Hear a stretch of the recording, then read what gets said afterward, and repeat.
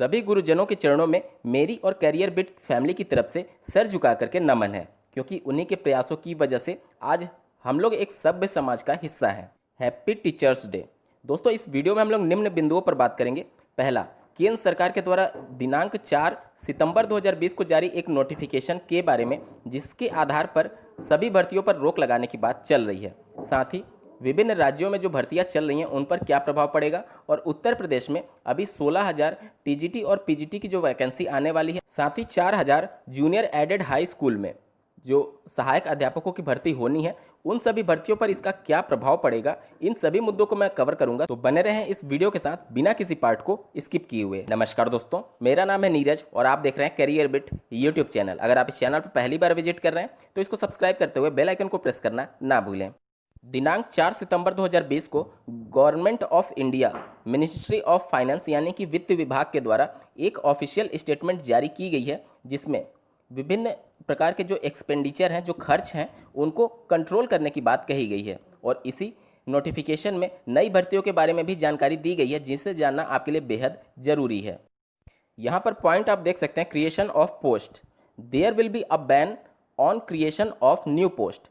यहाँ पर पूरी तरीके से बैन लगा दिया गया है नए पदों के सृजन के संदर्भ में। और साथ ही सी पॉइंट आप देख सकते हैं, if any post have been created after 1 July 2020 under delegated power और authority without approval of department of expenditure and have not yet been filled, then such post shall not be field.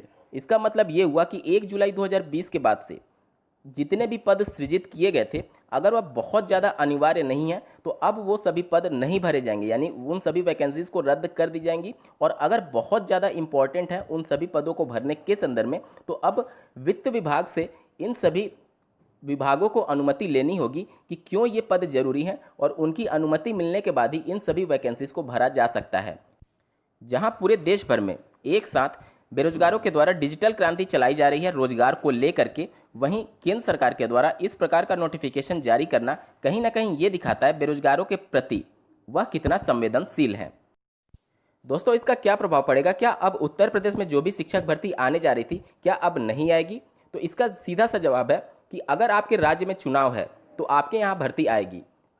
अभी आसपास देख लीजिए, बिहार में चुनाव होने वाले हैं, तो वहाँ पर दरोगा की भर्ती आ चुकी है, जबकि इसके पहले वाली दरोगा की भर्ती भी अभी कंप्लीट नहीं हो पाई है। तो भर्तियाँ अब सिर्फ चुनाव पर ही डिपेंड करती हैं। जिस राज्य में चुनाव होती हैं वहीं पर भर्तियाँ आती हैं। अगर आपके राज्य में चुनाव नहीं है तो आप मान करके चलें कि केंद्र सरकार के द्वारा जो नोटिफिकेशन जारी किया गया है, कोरोना तो सिर्फ एक बहाना है। इसके पहले भी आप लोगों ने देखा होगा, काफ़ी लंबे समय से भर्तियाँ रुकी हुई थी, या फिर जो भर्तियाँ आ चुकी थी वह लंबित पड़ी हुई थी। तो आप समझ सकते हैं कि कोरोना का बहाना लेकर के किस प्रकार से बेरोजगारों को एक प्रकार से छला जा रहा है। क्योंकि जिस प्रकार से चुनाव को लेकर के खर्चे किए जाते हैं सरकारों के द्वारा, उनमें भी तो पैसे खर्च हो रहे हैं, लेकिन उन सभी खर्चों पर नियंत्रण नहीं किया जाता।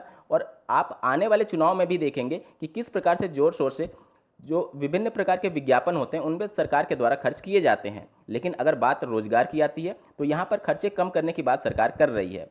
तो आप उत्तर प्रदेश की अगर बात करें तो 2022 में चुनाव होने हैं, तो यहाँ पर वैकेंसीज आपको देखने को मिलेंगी, क्योंकि निश्चित तौर पर चुनाव को टारगेट किया जाएगा। और बिहार जैसे राज्यों में या फिर जहाँ जहाँ चुनाव होने हैं वहाँ पर भर्तियों पर कोई प्रभाव नहीं पड़ेगा, लेकिन जहाँ पर चुनाव नहीं होने, निश्चित तौर पर एक्सपेंडिचर रिड्यूस करने के लिए सरकार ऐसा फैसला ले सकती है कि जो भी पद सृजित किए गए थे अब उन पर रोक लगा दी जाएगी।